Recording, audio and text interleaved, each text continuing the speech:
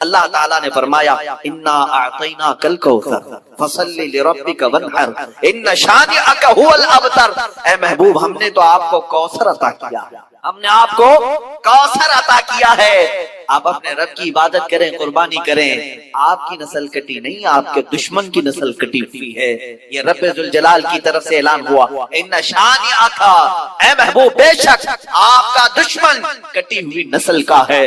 پتہ یہ چلا گستاخان رسول کے خلاف جواب دینا اور انہیں بات کرنا یہ سنت الہیہ ہے، یہ رب ذوالجلال کا قانون ہے، اللہ نے جو فرما دیا وہ حق ہے۔ اب سنیے میرے مصطفیٰ کریم صلی اللہ علیہ وسلم کو گالی دینے والا، گستاخی کرنے والا، جس نے کہا تھا نسل کٹی ہوئی، ڈھونڈ کر کے نکالو پوری دنیا بھر میں ابو لہب کی اولاد کہاں ہے، ابو لہب کے بیٹے کہاں رہتے ہیں، اس کی وراثت کن میں تقسیم ہوئی، آپ ڈھونڈ کر کے نکالیں گے، کہیں آپ کو پتہ نہیں چلے گا اس کی اولاد کیا، اس کے پوتے پوتے اور نواسوں تک بھی اولاد نسل نہیں چل سکی، اولاد ہی ختم ہو گئی اور اس کا نام و نشان بھی مٹ گیا۔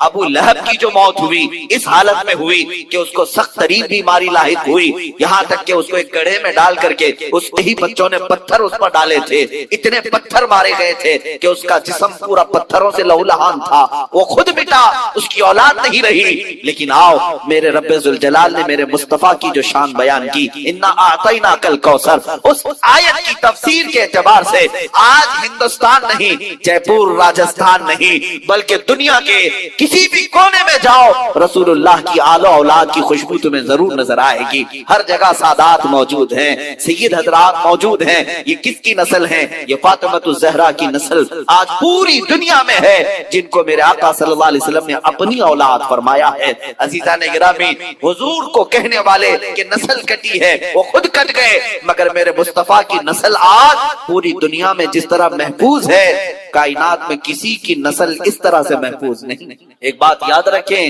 حضور کی جو نسل ہے آج اس طرح کی پوری دنیا میں کسی اور کی نسل محفوظ نہیں۔ سادات کے شجرے محفوظ ہیں، ان کی نسب محفوظ ہیں، اور ان کی آل و اولاد، ان کے خاندان، ان کے تمام حسب و نسب آج بھی محفوظ ہے۔ جاؤ سادات کی خانقاہوں میں، وہ سارے شجرے اور تاریخ لے کر بیٹھے ہیں۔ میرے عزیزو، اسی کو تو کہا گیا حضور پاک صلی اللہ تعالی علیہ وسلم کی اولاد آج پوری کائنات میں ہے، اور یہی شان مصطفیٰ ہے جس کو اعلیٰ حضرت نے یوں کہا تھا تیری نسل پاک میں ہے بچہ بچہ نور کا، تو ہے عین نور، تیرا سب گھرانہ نور کا۔ عزیزان گرامی، یہ شان مصطفیٰ ہے۔ جب کبھی کسی نے حضور کی ذات پر انگلی اٹھائی تو جواب کہاں سے آیا؟ خود خدائے قدیر و جبار کی طرف سے آیا۔ اللہ نے کبھی سورہ الضحیٰ اتاری، کبھی سورہ لہب اتاری، کبھی سورہ کوثر اتاری۔ اب کوثر کا معنی میں بیان کر کے حضور کی شان پاک کے چند آپ کے سامنے جھلکیاں رکھ دوں۔ کوثر کیا چیز ہے؟ کوثر کس کو کہتے ہیں؟ آج لوگ یہی سمجھتے ہیں کوثر ایک نام ہے یا پھر حوض کوثر ہے۔ کوثر کی ہزاروں تعریفیں ہوئی اور اس کی کئی تفاسیر ہیں، کئی اس کے مفہومات بھی مفسرین نے بیان کی، لیکن حقیقت زیادہ راجح ہے وہ میں بتاتا ہوں۔ کوثر عربی کا لفظ ہے، اور عربی میں بلاغت یہ سارے لوگوں کے سمجھ میں نہیں آتی۔ عربی ایک ایسا لٹریچر ہے کہ ایک ایک لفظ آتا ہے 70 معنوں کے لیے، کبھی کبھار ایک ایک ایسے ورڈ ہیں جو 1000 معنی کے لیے استعمال کیے جاتے ہیں، اور عربی میں وسعت بہت ہے، ایک لفظ بول کر کئی معنی مراد لیے جا سکتے ہیں۔ کوثر کیا چیز ہے اب میں آپ کو بتاتا ہوں۔ عربی میں ایک لفظ ہے کثیر، زیادہ کو کہتے ہیں۔ قلیل کا اپوزٹ کیا ہے؟ جیسے دن کا اپوزٹ رات، سفید کا اپوزٹ بلیک کالا ہے، یہ اپوزٹ چیزوں کو میں بتا رہا ہوں۔ قلیل اگر کوئی چیز ہے تو تھوڑی چیز کو عربی میں کیا کہتے ہیں؟ اس کا اپوزٹ کیا ہوتا ہے؟ سمجھ میں آ رہی بات؟ میں سمجھا کر کے جانا چاہتا ہوں۔ کثیر قلیل کا اپوزٹ ہوتا ہے۔ اچھا، اگر کثیر سے بھی زیادہ بولنا ہے، مثال کے طور پر 10 کے اپوزٹ میں 100 لے کر کیا طرف 10 روپے ہے، یہ قلیل ہے، 100 روپے کیا ہے؟ لیکن ہم کو اور بھی زیادہ بولنا ہے تو عربی میں اس کو اکثر کہتے ہیں۔ کیا کہتے ہیں؟ کثیر سے بھی زیادہ ہو اکثر ہے. اکثر کتنا ہوتا ہے اس کی لمٹ نہیں بیان کی. لاکھ بھی سکتا ہے 10 کے مقابل، روپے کے مقابل میں لاکھ بھی آ سکتا ہے. اکثر ہو گیا. اب اگر اکثر سے بھی زیادہ بولنا ہے اس کو کوثر کہا. اسے کیا کہا جاتا ہے؟ کوثر کہا جاتا ہے. ایک ہے کثیر سے زیادہ کو اکثر کہتے ہیں، اس سے بھی زیادہ ہو تو اسے کیا کہتے ہیں؟ کوثر. یہ 3 جملے تو یاد رکھو مسلمان، 3 باتیں تو یاد رکھو، اکثر اور کوثر. اب میں یہ آیت پڑھتا ہوں. اللہ نے فرمایا انا اعطیناکل، محبوب ہم نے آپ کو کوثر. کتنا ہے کوثر سے اندازہ کر سکیں گے. مولا تو نے ہمارے نبی کو کیا دیا، کتنا دیا، اسے آپ اندازہ کر لیں. پوری جو کائنات ہے، یہ پوری جو دنیا ہے جس میں ہم اور آپ جی رہے ہیں، یہ پوری روئے زمین، اس پر موجود پورے سمندر، اس پر موجود تمام درخت، اس پر موجود تمام چرند و پرند اور جانور، اس پر موجود تمام جنات، بلکہ فرشتے، ملائکہ، یہ پوری جو دنیا ہے، پوری دنیا، اس میں لاکھوں کروڑوں مخلوقات اللہ کی آباد ہے. کیڑے مکوڑے الگ، چرند و پرند الگ، جانور الگ، بہائم الگ، سمندر کی کروڑوں مچھلیاں الگ، جنات کی بے انتہا تعداد الگ، یاجوج ماجوج کی کثرت الگ، آسمانوں میں رہنے والی مخلوقات الگ، ملائکہ، فرشتے، یہ تمام مخلوقات الگ. ان تمام کائنات کی چیزوں کو اللہ کیا فرماتا ہے؟ قل متاع الدنیا قلیل. اے محبوب آپ فرما دیں یہ پوری دنیا قلیل ہے. کیا ہے؟ پوری دنیا کا سامان قلیل ہے. اس میں کروڑوں انسان بھی آ گئے، ہم بھی قلیل ہیں. پوری روئے زمین آ گئی، یہ بھی قلیل ہے. یہ سارے آسمان آ گئے، یہ بھی قلیل ہے. یہ ساری کائنات کے ہر ذرے اس میں آ گئے، یہ قلیل ہے. اب رب ذوالجلال ارشاد فرماتا ہے یہ پوری کائنات قلیل ہے. کیا ہے؟ قلیل ہے. اور اس کائنات سے اگر کچھ زیادہ ہونا چاہیے تھا تو وہ کثیر ہے، اور کثیر سے بھی زیادہ چاہیے تھا تو اکثر ہے، اور اکثر سے بھی زیادہ چاہیے تھا تو وہ کوثر ہے. اے محبوب ہم نے آپ کو یہ پوری کائنات میں موجود یہ قلیل نہیں دیا، اس سے تھوڑا زیادہ کثیر بھی نہیں دیا، اس سے زیادہ اکثر بھی نہیں دیا. اے محبوب ہم نے تو آپ کو کوثر دیا ہے، ہم نے آپ کو کوثر عطا کیا ہے. عزیزان گرامی وقات، یہ شان مصطفیٰ ہے.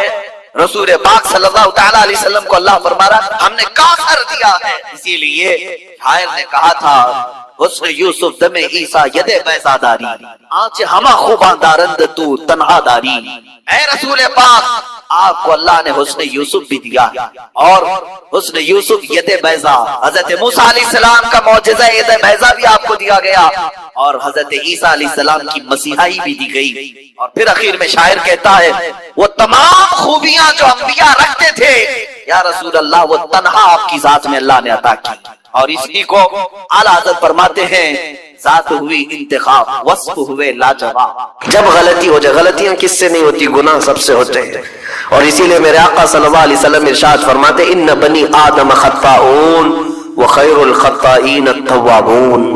آدم کی ساری اولاد خطا کرتی ہے، یعنی آدمی سب خطا کرتے ہیں، لیکن بہترین خطا کرنے والا وہ ہے جو خطا کرتے ہی توبہ کر لیتا ہے. توبہ کر لیتا ہے. کوئی رات تمہاری ایسی نہ ہو کہ بغیر توبہ کے سو جاؤ، کوئی صبح ایسی نہ ہو آپ کی جو اللہ تعالیٰ کی بارگاہ میں استغفار کر کے نہ شروع کرو. ہر دن توبہ کرو، ہر دن اللہ کریم کی بارگاہ میں استغفار کرو.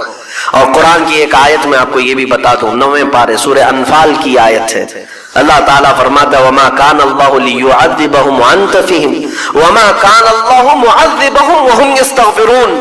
اللہ فرماتا ہے اس امت پر اللہ عذاب ویسا نازل نہیں کرے گا جیسے پہلی امتوں پر آتا تھا. اس کی وجہ یہ ہے، پہلی وجہ یہ ہے کہ ان کے بیچ میں میرا محبوب آرام کر رہا ہے، رسول پاک صلی اللہ علیہ وسلم. دوسری ایک وجہ رب تعالیٰ فرماتا ہے وَمَا كَانَ اللَّهُ مُعَذِّبَهُمْ وَهُمْ يَسْتَغْفِرُونَ. جب تک لوگ اللہ کی بارگاہ میں استغفار کرتے رہیں گے، استغفر اللہ ربی من کل ذنب واتوب الیہ. یہ آیت کب نازل ہوئی تھی میں آپ کو بتاؤں. 2 صحابہ تھے، دونوں گہرے دوست تھے، بہت ہی گہرے دوست، مدینے کے رہنے والے. اس میں سے ایک صحابی تجارت کے لیے جا رہے تھے اور ان کے گھر بار میں ان کی بیوی تھی بس اور کچھ نہیں. تو اپنے دوست سے کہا کہ میں جا رہا ہوں، مجھے آنے میں تاخیر ہو سکتی ہے، میرے گھر پر اگر کبھی سودا سلف لانے کی ضرورت پیش آئی تو میری بیوی کو یہ پہنچا دینا ساز و سامان. یہ کہہ کر کے وہ تجارت پہ چلے گئے. جو دوست صحابی تھے، دیکھیں صحابہ کے بہت سارے کام امت کے لیے درس ہیں، قیامت تک آنے والے مسلمانوں کے لیے وہ مشعل راہ ہیں. تو وہ جو دوست صحابی تھے سودا سلف لے کر کے گھر جایا کرتے تھے اپنے دوست کی بیوی کو پہنچانے کے لیے. ایک دن ایسا ہوا کہ شیطان نے ورغلایا اور سودا سلف سامان لے کر گھر گئے. ان کی خاتون باہر آئی دوست کی، انہوں نے اس خاتون کا صرف ہاتھ پکڑ لیا اور وہ عورت چونکہ مدینے کی رہنے والی صحابیہ ہے، اپنا ہاتھ تو چھڑا لیا لیکن وہ چیخ مار کر رونے لگی کہ جس پر میرے شوہر نے سب سے زیادہ اعتماد کیا، تم تو جگری دوست بھائی کی طرح تھے، ہاتھ کیسے بڑھا دیا. تو اس صحابی کو فوراً احساس ہو گیا کہ میں بہت بڑی خطا کر گیا، میرے بھائی اور میرے دوست کی امانت میں نے خیانت کر دیا. اس نے مجھ پر بھروسہ کیا تھا اور اس کی بیوی کا میں نے ہاتھ پکڑ لیا. بس اتنی سی بات تھی. وہ خاتون بھی رونے لگ گئی کہ میرے ساتھ کیا ہوا، یہ صحابی بھی رونے لگ گئے. احساس فوراً ہو گیا کہ میں نے غلط کیا. سودا سلف لانے کے وقت مجھ سے غلطی ہو گئی، خطا ہو گئی. اب اس خطا کی وجہ سے وہ کرتے کیا، ان کو تو ڈر یہ تھا کہ میں اپنے دوست کو منہ دکھانے کے بھی قابل نہیں اور نہ ہی میں یہ چیز کسی کے سامنے ذکر کر سکتا ہوں، کیا کروں. تو مدینہ چھوڑ کر کے چلے گئے پہاڑیوں، اور بغیر کھانا پانی سب کچھ بھی نہیں تھا، پہاڑیوں کے بیچوں بیچ رہنے لگے اور صرف روتے تھے اور گر جاتے تھے اور کمزوری آ گئی جسم میں، اٹھنے پھرنے کی بھی طاقت نہیں تھی. اب وہ دوست ان کے صحابی تجارت سے واپس آئے، گھر میں آتے ہی ان کی خاتون نے بتا دیا کیا معاملہ پیش آیا. وہ بہت جلال میں آئے اور کہا کہ میرا دل ٹوٹ گیا، آج میری کمر ٹوٹ گئی، جس کے ساتھ ہم نے پوری زندگی بتائی آج اس نے میری عورت کے ساتھ ایسا کیسے کیا. بہرحال انسان ہے، خطا ہوتی ہے، انسان ہے، بھولنا اور خطا کرنا اس کی عادت ہے. اب ان کو دل میں تو بہت تکلیف ہوئی، کروں کیا. لیکن وہ صحابی تھے، انہوں نے کہا یہ معاملہ سیدھے حضور پاک کی بارگاہ میں رکھتا ہوں. کہا کہ میں سزا دوں گا یا پھر جو ہے ان کے لیے جو قرار واقعی چیز ہوگی وہ دلا کر رہوں گا. بارگاہ مصطفیٰ صلی اللہ تعالی علیہ وسلم میں تشریف لائے، عرض کیا کہ آقا ایسا ایسا ہو گیا، میرے معتمد ساتھی نے میرے گھر میں ایسا معاملہ کر دیا. نبی پاک صلی اللہ تعالی علیہ وسلم غمگین ہو گئے کہ ان دونوں کے درمیان ایسا کیسے ہو گیا. پھر تھوڑی دیر کے بعد رحمت عالم صلی اللہ علیہ وسلم جو غیب داں نبی ہیں، ہر چیز کو جانتے بلکہ اپنے امتیوں کے احوال سے باخبر رسول ہیں، نبی پاک صلی اللہ تعالی علیہ وسلم اپنے اس غریب صحابی کے حالات معلوم کیے. پتہ چلا کہ وہ تو گھر بھی چھوڑ دیا، مدینے بھی چھوڑ دیا، پہاڑیوں میں جا کر کے پناہ لے کر کے اکیلا تنہا رہ رہا ہے. اللہ کے نبی صلی اللہ تعالی علیہ وسلم اپنے اس غریب امتی صحابی کے حالات معلوم کرنے کے بعد اللہ کریم کی بارگاہ میں عرض کرتے ہیں کہ مولا تو فیصلہ سنا دے. اللہ تعالیٰ نے آیت نازل فرمائی، جو آیت میں نے آج آپ کے سامنے تلاوت کیا.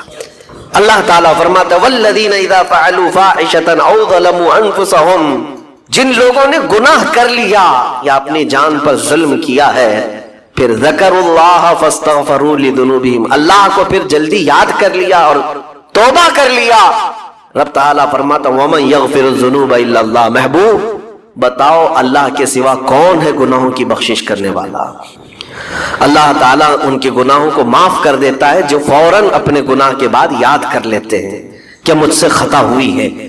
رسول کریم صلی اللہ تعالیٰ علیہ وسلم نے اس صحابی کو بتایا تیرے بھائی سے بھول ہوئی، خطا ہوئی، لیکن رحمان نے اس کی بخشش کا مصداق قرآن میں سنا دیا کہ وہ باز آ گیا اور توبہ کر رہا ہے، لہٰذا تیرے لیے بھی یہ زیب نہیں دیتا کہ تو اب کوئی انتقام لے، تو اپنے دل سے معاف کر. یہ صحابی تھے، اللہ کے نبی صلی اللہ علیہ وسلم کے پروردہ تھے، نفسانیت اور خواہشات کے نہیں. یہ فوراً گئے اور اپنے اس جگری دوست کو، اپنے اس بھائی کو ڈھونڈتے ہوئے پہاڑیوں کے بیچوں بیچ جا کر کے دیکھا. ان کی حالت بہت خستہ تھی، کمزور ہو گئے تھے اور روتے روتے اتنا تھک گئے تھے، نہ کھانا ہے نہ پانی ہے. بس یہ کہ ان سے خطا کیا ہوئی تھی، اپنے دوست کی عورت کا ہاتھ پکڑ لیا تھا. بس میرے عزیزو، اس سے بڑا نہیں. ہاتھ پکڑنے پر ان کو اس قدر احساس تھا کہ مدینہ چھوڑتی ہے، لوگ یہاں پورے کے پورے گناہ میں ڈوب جاتے ہیں، زنا میں ڈوبتے ہیں، انہیں احساس تک نہیں. یہ صحابی گئے اور جیسے ہی یہ گئے تو وہ ہوش میں آئے اور رونے لگے کہ میرا بھائی آ گیا اور اب شاید یہ انتقام لے گا، بدلہ لے گا، مجھے مار ڈالے گا، کیونکہ میں نے اس کا اعتماد توڑا، اس کا بھروسہ ختم کیا. لیکن یہ صحابی گئے اور ان کا ہاتھ پکڑا اور اپنے سینے سے لگایا، کہا کہ تو بھی ابن آدم ہے، میں بھی ابن آدم ہوں، انسان ہے، خطا ہو گئی، لیکن بشارت ہے تجھے کہ اللہ نے قرآن میں محبوب کی بارگاہ میں آیت اتاری، تیری بخشش کا پروانہ اتار دیا۔ وہ اس قدر خوش ہوئے کہ اس صحابی کو تھام لیا اور کہا میں تو مایوس ہو کر پورے گھر بار سب چھوڑ کر کے آیا تھا، لیکن میرا رحمان خدا بندوں کو کبھی چھوڑتا نہیں، کبھی اکیلا ہونے نہیں دیتا، وہ مایوس نہیں کرتا۔ میرے عزیزو، آج ہمارے پاس وقت ہے، جب ٹھوکر کھائیں تو فوراً احساس ہو جائے، جب غلطی ہو جائے۔ غلطیاں کس سے نہیں ہوتی؟ گناہ سب سے ہوتے ہیں، اور اسی لیے میرے آقا صلی اللہ علیہ وسلم ارشاد فرماتے ان بنی آدم خطاؤن وخیر الخطائین التوابون، آدم کی ساری اولاد خطا کرتی ہے، یعنی آدمی سب خطا کرتے ہیں، لیکن بہترین خطا کرنے والا وہ ہے جو خطا کرتے ہی توبہ کر لیتا ہے، توبہ کر لیتا ہے۔ کوئی رات تمہاری ایسی نہ ہو کہ بغیر توبہ کے سو جاؤ، کوئی صبح ایسی نہ ہو آپ کی جو اللہ تعالیٰ کی بارگاہ میں استغفار کر کے نہ شروع کرو۔ ہر دن توبہ کرو، ہر دن اللہ کریم کی بارگاہ میں استغفار کرو۔ اور قرآن کی ایک آیت میں آپ کو یہ بھی بتا دوں، 9ویں پارے سورہ انفال کی آیت ہے، اللہ تعالیٰ فرماتا ہے وَمَا كَانَ اللَّهُ لِيُعَذِّبَهُمْ وَأَنْتَ فِيهِمْ وَمَا كَانَ اللَّهُ مُعَذِّبَهُمْ وَهُمْ يَسْتَغْفِرُونَ۔ اللہ فرماتا ہے اس امت پر اللہ عذاب ویسا نازل نہیں کرے گا جیسے پہلی امتوں پر آتا تھا۔ اس کی وجہ یہ ہے، پہلی وجہ یہ ہے کہ ان کے بیچ میں میرا محبوب آرام کر رہا ہے، رسول پاک صلی اللہ علیہ وسلم۔ دوسری ایک وجہ رب تعالیٰ فرماتا ہے وَمَا كَانَ اللَّهُ مُعَذِّبَهُمْ وَهُمْ يَسْتَغْفِرُونَ، جب تک لوگ اللہ کی بارگاہ میں استغفار کرتے رہیں گے، اللہ فرماتا ہے اس قوم پر اللہ عذاب نہیں نازل کرتا۔ جب بندے چھوڑ دیتے ہیں، ارے جو کیا سب صحیح کر رہا ہوں، میرا کیا ہے، توبہ کرنا بھول گیا، استغفار کرنا بھول گیا، ان بندوں پر اللہ کا عذاب آتا ہے، اس قوم پر عذاب آتا ہے۔ اسی لیے میں کہتا ہوں میرے عزیزو، خطائیں سب سے ہیں، ہمارے دامن کے اندر کیا کیا ہے وہ ہمیں معلوم ہے، ہمارے پروردگار کو بہت سارے راز ایسے ہیں جو اس نے چھپا رکھا ہے، بندوں کے اوپر پردہ ڈال رکھا ہے، اتنی باتیں کہ اگر وہ پردہ اٹھا دے تو لوگ رشتہ داروں کے سامنے بیٹھنے کے بھی قابل نہیں رہیں گے، ماں باپ دیکھ کر گھبرا جائیں گے اور اپنے گھر سے دور کر دیں، یا اگر باپ کی غلطیاں بیٹے کو پتا چل جائے تو زندگی بھر اس کو باپ نہیں تسلیم کرے گا، وہ باپ نہیں مانے گا کہ اس کی اتنی بڑی بڑی خطائیں، لیکن وہ رحمان ہے، باپ کی عیب بیٹے سے چھپا رکھا ہے، بیٹے کے عیب ماں سے چھپا کر رکھا ہے، وہ پروردگار عالم نے پردہ رکھا ہے ہر ایک پر، لیکن اس کے باوجود بندوں کو یہ چاہیے کہ اس کی بارگاہ میں اکڑ دکھانے کی بجائے، غرور و گھمنڈ دکھانے کی بجائے عاجزی کے ساتھ اسے رحمان تسلیم کر کے عرض کرتے رہے مولا میں خطا کار ہوں اور تو ستار و غفار ہے، بخش دے مولا تیرا نام غفار ہے، بخش دے مولا تیرا نام غفار ہے۔ اسی لیے میں عرض کرتا ہوں میرے عزیزو، رب تبارک و تعالی ارحم الراحمین ہے، لیکن کچھ بندوں کو آج ایسا لگتا ہے کہ اب ہم جس زندگی میں جیسے چل رہے ہیں اب تک ہمارے ساتھ کچھ ہوا نہیں، اس کا مطلب ہے کہ ہم صحیح کر رہے ہیں، جو کر رہے ہیں ہم صحیح کر رہے ہیں۔ اس نے ڈھیل دے رکھی ہے، اس کا مطلب یہ نہیں کہ جو کر رہے ہیں صحیح کر رہے ہیں۔ کسی دن وہ گرفت کرنے پر آئے اور سب کے سامنے عیوب تمہارے، برائیاں